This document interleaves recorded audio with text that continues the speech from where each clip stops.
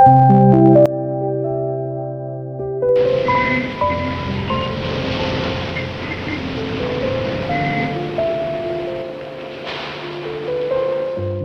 listened to a long and complex case, murder in the first degree.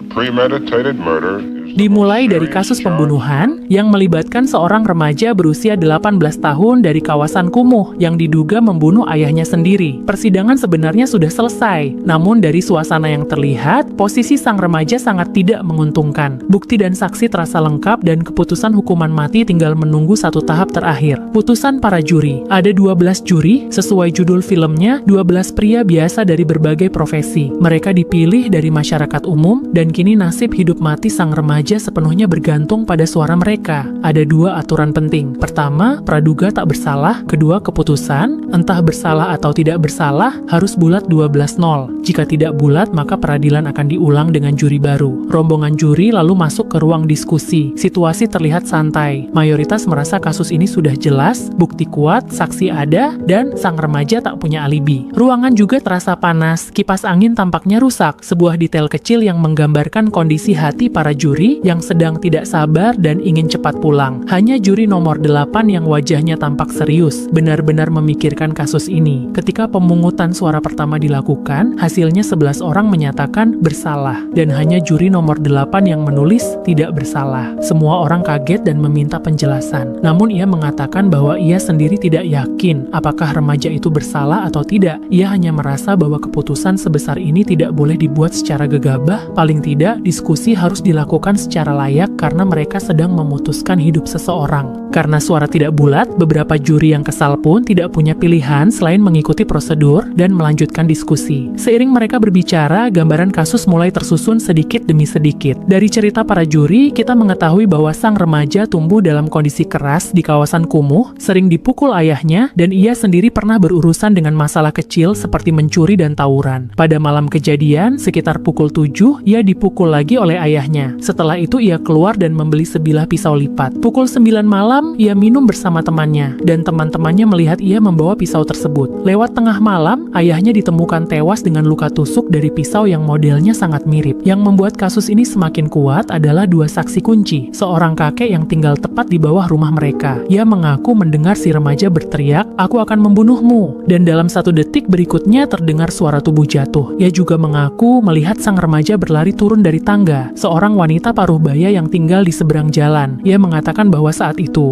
melalui jendela kereta yang sedang melintas, ia melihat langsung remaja itu menusuk ayahnya. Dengan bukti seperti itu, seolah tak ada lagi yang perlu diperdebatkan. Namun juri nomor 8 tetap belum bisa sepenuhnya yakin. Ia hanya ingin memastikan apakah tidak ada kemungkinan sekecil apapun bahwa anak itu sebenarnya tidak bersalah. Kini, titik terpenting ada pada 2 hal. Bukti fisik berupa pisau dan kesaksian kedua saksi. Pisau yang digunakan pelaku adalah jenis pisau lipat yang katanya jarang ditemui. Ketika polisi menanyakan di mana pisau yang dibeli remaja itu, ia menjawab bahwa ia kehilangan pisau itu. Menurut para juri lainnya, terlalu kebetulan jika pisau langka yang hilang itu ternyata sama persis dengan pisau yang digunakan untuk membunuh ayahnya. Mereka menganggap penjelasan itu mustahil. Bukankah barusan kamu meminta kami percaya pada kemungkinan besar yang luar biasa? Aku hanya bilang kemungkinan itu ada. Menurutku itu mustahil. Di ruangan, beberapa juri mulai emosi dan saling membalas kata-kata. Mereka berulang kali bertanya, "Apa maksudmu? Ini apa sebenarnya?" Ketegangan meningkat, namun pada akhirnya pembahasan kembali pada bukti terpenting. Pisau lipat yang modelnya sama, persis dengan milik si remaja. Kesamaan pisau ini memang membuat semua orang penasaran, tapi 1 pisau saja jelas belum cukup untuk menentukan kebenaran. Sampai titik ini, pendapat semua orang masih belum berubah. 1 putaran diskusi selesai tanpa ada yang benar-benar meyakinkan pihak lain. Akhirnya, juri nomor 8 mengusulkan voting kedua, tapi kali ini ia sendiri memilih abstain. Ia berkata, "Kalau kalian 11 orang semuanya tetap memilih bersalah, aku tidak akan memperpanjang lagi." Voting dilakukan. Hasilnya mengejutkan. disampaikan, dari 11 orang yang sebelumnya kompak menyatakan bersalah, kini ada satu orang yang tiba-tiba berubah pikiran dan memilih tidak bersalah. Semua orang penasaran siapa yang mengubah suara itu. Tak lama kemudian, seorang juri tua, juri nomor 9, berdiri dan mengakui bahwa dialah yang memilih tidak bersalah. Ia berkata bahwa ia tidak punya bukti membebaskan si remaja, namun ia merasa perlu memberikan kesempatan tambahan bagi diskusi.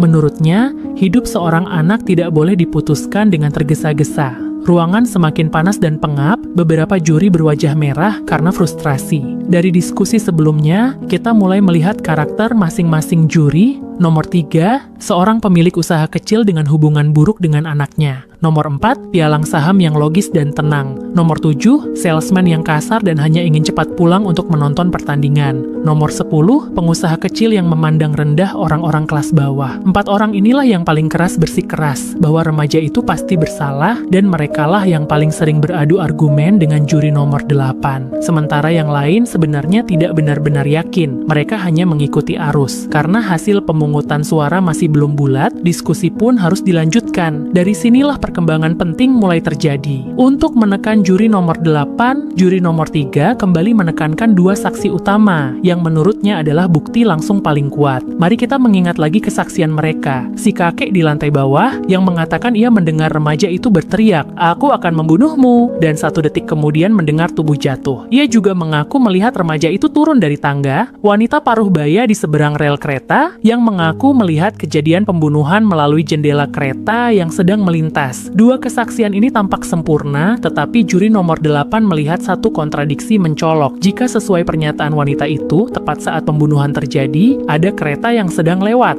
Dia sendiri pernah tinggal di dekat rel dan tahu bahwa ketika kereta lewat, suaranya sangat keras, sampai-sampai orang di sekitar rel sulit mendengar apapun. Artinya, sangat mungkin si kakek tidak mungkin mendengar teriakan dan suara tubuh jatuh yang ia klaim dengar. Jika begitu, berarti di antara kedua saksi ini, setidaknya ada satu yang salah atau tidak berkata sebenarnya. Setelah poin ini disampaikan, suasana perlahan berubah. Beberapa juri mulai merasakan bahwa mungkin kasus ini tidak sesederhana yang mereka kira. Kemudian, juri nomor 11 mengangkat pertanyaan baru. Remaja itu ditangkap sekitar pukul 3 dini hari saat ia pulang ke rumah dan mendapati polisi sudah berada di TKP. Jika benar ia pelakunya dan ia pulang untuk mengambil pisau itu sebagai barang bukti, maka anehnya pisau yang digunakan justru ditemukan tanpa sidik jari sama sekali, bersih sempurna. Jika si remaja benar-benar mampu menghapus sidik jarinya, seharusnya ia juga punya alasan untuk membawa pisau itu pergi, bukan meninggalkannya di tubuh korban. Diskusi ini membuat semua orang merenung. Voting kembali dilakukan. Kali ini, sudah ada 4 orang yang memilih tidak bersalah. Perdebatan pun memanas lagi. Kelompok yang masih yakin remaja itu bersalah berargumen. Baiklah, anggap si kakek tidak mendengar suara apapun. Tapi dia melihat remaja itu turun tangga 15 detik setelah kejadian. Itu penglihatan langsung. Tidak bisa dibantah, kedengarannya logis. Sampai juri nomor 8 menunjukkan masalah besar.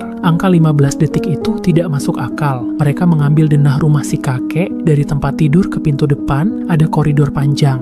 Ditambah lagi, si kakek pinjang dan berjalan sangat lambat. Sebuah bagian penting dari kesaksian ternyata tidak cocok dengan kenyataan. Melihat arah pembahasan semakin condong ke pihak paling emosional, akhirnya meledak. Hubungannya yang dingin dengan putranya sendiri membuat ia membawa emosi pribadinya ke dalam kasus ini. Ruangan seketika sunyi, udara pengap dan panas semakin menekan. Seakan-akan badai besar akan segera turun. Pada saat itulah, juri nomor 11 berdiri dan menyampaikan pandangan yang menjadi inti dari seluruh film, alasan mengapa 12 orang ini harus bertahan dan membahasnya habis-habisan. Ia berkata, "Bukankah ini alasan kita berada di sini? Kita punya tanggung jawab, bagiku demokrasi itu luar biasa. Kita diberi tugas untuk memutuskan nasib seseorang yang bahkan tidak kita kenal. Apakah ia bersalah atau tidak? Kita tidak mendapatkan keuntungan apapun dan tidak kehilangan apapun. Tapi justru itu yang membuat keputusan kita sangat penting."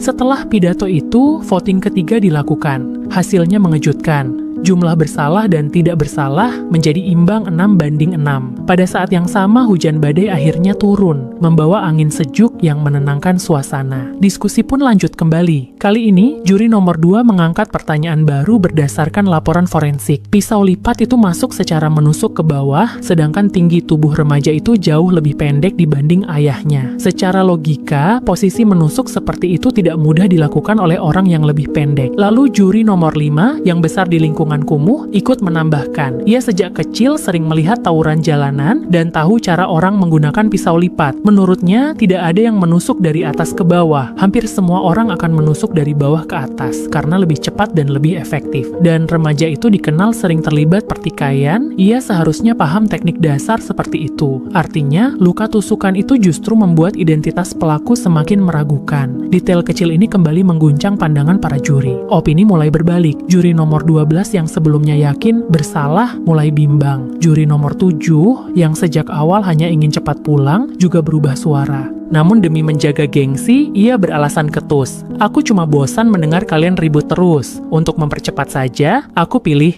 tidak bersalah. Ucapan seenaknya ini membuat juri nomor 11 marah. Meski ia sendiri mendukung tidak bersalah, ia tidak tahan dengan sikap yang memperlakukan nyawa seseorang seperti permainan. Setelah ketegangan mereda, juri nomor 8 mengusulkan voting lagi. Hasilnya kini 9 menyatakan tidak bersalah, 3 masih bersalah. Hanya tersisa juri 3, 4, dan 10 di pihak bersalah. Juri 3 dan 10 emosional, sementara juri 4 satu-satunya yang tetap tenang dan benar-benar menganalisis bukti faktual. Melihat arah diskusi, juri nomor 10 kehilangan kendali dan mulai mengeluarkan ujaran menghina tentang kalangan rakyat jelata, menyebut mereka pemalas, pembuat masalah, dan tidak layak dipercaya. Ucapannya membuat semua orang tersinggung. Perhatikan bagaimana film mengatur blockingnya. Setiap juri secara perlahan menjauh darinya, diam berdiri dengan wajah menolak, membentuk komposisi visual yang sangat kuat. Karena diacuhkan, juri 10 akhirnya mundur dengan malu. Sekarang hanya juri 3 dan juri 4 yang masih memilih bersalah. Juri 4 tetap tenang dan berkata bahwa ia menghormati kehati-hatian juri 8, tetapi bukti dari kesaksian wanita di seberang rel masih sangat kuat. Situasi pun buntu, juri nomor 12 bahkan kembali ke pihak bersalah, karena menurutnya kedua belah pihak sama-sama tidak mampu mematahkan argumen satu sama lain. Juri 3 mengusulkan untuk menghentikan diskusi dan meminta hakim memutuskan terjadi deadlock. Karena lelah, juri 4 melepaskan kacamatanya dan mulai mengusap pangkal hidungnya. Pada saat itulah, juri nomor 9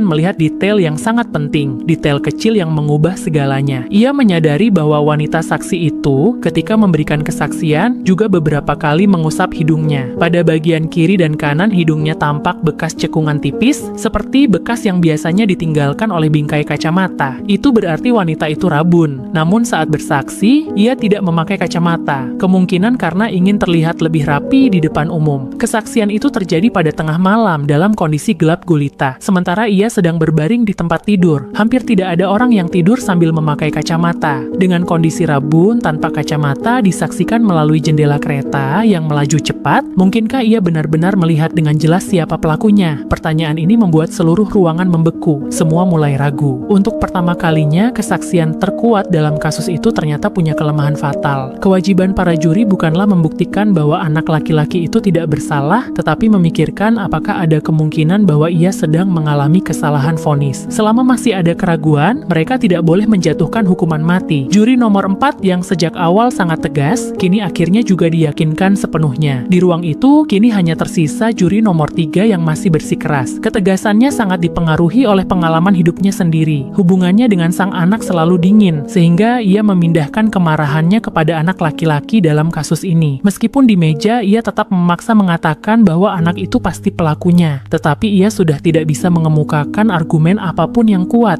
Karena hampir semua bukti sebelumnya telah dipatahkan, emosi juri nomor 3 menjadi sangat tidak stabil. Namun pada akhirnya, sebuah foto membuatnya tersadar dan membangunkan nuraninya. Film pun memasuki bagian penutup. Semuanya terasa seperti sebuah keajaiban. Dari awal hampir semua orang yakin bocah itu bersalah dan pantas dijatuhi hukuman mati. Namun setelah perdebatan panjang, kesimpulan akhirnya berbalik total. Setelah keputusan diumumkan, semua orang terdiam, mengenakan kembali jaket mereka dan pergi perlahan-lahan. Orang terakhir yang keluar adalah juri nomor 8. Sebelum pergi, ia memandang sekeliling ruang diskusi. Di atas meja yang tampak berantakan, terlihat sisa-sisa dari perdebatan yang baru saja berakhir. Asbak, puntung rokok, koran, pensil, tisu bekas menghapus keringat, dan pisau lipat itu. Semua benda itu adalah saksi bisu dari pertarungan kata-kata yang baru saja terjadi. Jejak yang tertinggal setelah kebenaran dipertanyakan dan diuji. Kamera bergeser keluar ruangan, hujan sudah berhenti, langit kembali cerah. Suasana sepanjang film seakan menyatu dengan turunnya hujan yang kemudian mereda. Para pria itu saling memberi salam singkat lalu berpisah. Pada momen itu, seolah sinar terpancar dari diri mereka masing-masing. Mungkin hari itu mereka telah melepaskan seorang pembunuh, tetapi jauh lebih mungkin bahwa mereka baru saja menyelamatkan nyawa seorang anak dari pintu kematian. 12 Orang Marah adalah sebuah film yang tidak memberi kebenaran absolut. Sutradara bahkan hingga akhir tidak pernah memberitahu penonton apakah anak itu benar-benar bersalah atau tidak, karena memang itu bukan tujuan film. Ini bukanlah film misteri yang pada akhirnya memberikan jawaban yang mencengangkan. Pesan yang ingin disampaikan jauh lebih besar, tentang hukum, tentang kehidupan, bahkan tentang peradaban kita sendiri. Pertama-tama, perlu ditekankan kembali bahwa setiap proses voting dalam film ini berlandaskan prinsip presumption of innocence. Setiap terdakwa harus dianggap tidak bersalah sebelum terbukti sebaliknya. Tugas para juri bukanlah mencari siapa pelaku sebenarnya, tetapi memastikan apakah, berdasarkan informasi yang tersedia, ada kemungkinan si terdakwa bukan pelakunya. Jadi keputusan akhir yang menyatakan bahwa anak itu tidak bersalah bukan berarti ia pasti tidak bersalah. Itu hanya berarti ada kemungkinan ia tidak bersalah. Hukum bertujuan menghukum orang jahat, tetapi tidak berhak menjatuhkan penderitaan kepada orang yang tidak bersalah. Sebab itu, selama pengejaran terhadap pelaku sebenarnya masih memungkinkan. Prinsip lebih baik membebaskan satu orang bersalah daripada menghukum satu orang yang tidak bersalah adalah bagian paling manusiawi dari hukum yang tampak dingin. Di baliknya ada penghormatan terhadap setiap nyawa tanpa pandang bulu. Inilah tema utama film, menghormati fakta, menghormati hukum, menghormati kehidupan. Film ini punya banyak dialog luar biasa. Misalnya ketika juri nomor 7 berkata dirinya mendukung tidak bersalah hanya agar perdebatan cepat selesai, juri nomor 11 langsung marah, maknanya jelas. Aku akan membela hakmu untuk berpendapat meski pendapatmu bertentangan denganku. Tapi kamu tidak boleh mempermainkan nyawa seseorang.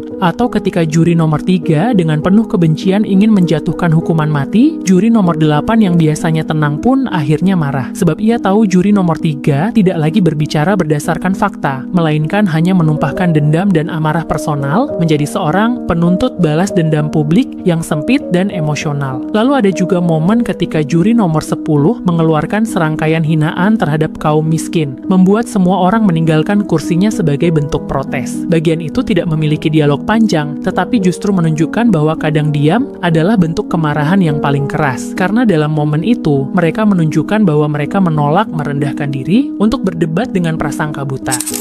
Film ini berjudul 12 Angry Men, disutradarai oleh Sidney Lumet, dirilis pada tahun 1957. Dilihat dari judul, film ini memang memuat kata marah. Tetapi film ini menunjukkan bahwa ada dua jenis kemarahan. Kemarahan dangkal dan impulsif seperti yang dimiliki juri nomor 3 dan 10. Dan kemarahan yang rasional, penuh empati dan moralitas seperti juri nomor 8 dan 11. Yang pertama lahir dari prasangka dan dendam pribadi. Yang kedua lahir dari keberanian membela kebenaran dan nurani. Pada akhirnya, film ini menyampaikan satu gagasan penting. Dalam menghadapi sebuah kasus atau peristiwa besar apapun di masyarakat, tujuan kita bukanlah membela seseorang secara buta. Juga bukan menyerang seseorang tanpa alasan. Yang harus kita bela adalah aturan main yang adil, dan satu-satunya jalan menuju keadilan adalah kebenaran. Tema terakhir film ini adalah yang paling besar, peradaban. Peradaban adalah kata yang kompleks, tetapi ia bisa dijelaskan dengan sederhana. Ketika kita bersama makhluk hidup lain melewati perjalanan sejarah yang panjang, hanya manusia yang meninggalkan sesuatu. Sesuatu itu disebut peradaban. Itulah yang membedakan kita dari binatang. Maka melampiaskan kemarahan bukanlah peradaban. Yang disebut peradaban adalah kemampuan untuk tetap berpikir, menilai, dan menjaga akal sehat. Teriakan untuk menghukum mati seorang anak bukanlah peradaban. Yang termasuk peradaban adalah mempertimbangkan apakah ia mungkin sedang menjadi korban kesalahan. Sederhananya, peradaban berada pada langkah yang selalu lebih jauh dari sekadar naluri. Kita harus melangkah satu atau beberapa langkah melampaui insting agar bisa mencapai peradaban itu. Dalam perdebatan ini, kedua belas pria itu mengalami guncangan besar. Nilai-nilai mereka saling berbenturan dan teriris. Nurani mereka diuji dan diguncang. Namun pada akhirnya, jika melihat hasilnya, semua usaha mereka, perdebatan panjang, pemikiran yang diperas habis-habisan, hanya berbuah satu hal kecil. Mereka menyelamatkan nyawa seorang anak. Padahal anak itu sendiri masih mungkin saja seorang pembunuh, tapi tidak sulit untuk menyadari bahwa anak itu sebenarnya hanyalah sebuah simbol. Ia mencerminkan belas kasih, kebaikan, empati, dan keberanian moral dalam diri kita semua. Itulah sumber dari peradaban. Proses lahirnya peradaban tak lebih dari upaya mengangkat satu persatu anak kecil seperti itu. Kedua belas pria tersebut memang hanya melakukan satu hal kecil, tetapi pada saat yang sama, mereka sedang menambah satu batu lagi pada bangunan besar yang kita sebut peradaban. Ada satu adegan yang sangat membekas. Kamera perlahan bergerak menuju meja panjang itu. Meski tampak berantakan, meja itu justru memancarkan keindahan yang aneh. Sebuah keindahan yang mengharukan. Alasannya sederhana, meskipun perdebatan tadi hanya berlangsung 1,5 jam dan hanya terjadi di ruangan sempit ini, tetapi bila ruang dan waktu diperbesar, pensil, kertas kusut, dan bekas-bekas perdebatan di atas meja itu setara dengan piramida atau Parthenon. Semuanya adalah saksi bisu dari keindahan yang tercipta oleh manusia, jejak yang kita sebut sebagai tapak peradaban. Itulah cerita kita kali ini. Jangan lupa menekan tombol like dan subscribe dan berikan komentar. Terima kasih dan sampai jumpa pada kisah-kisah menarik lainnya.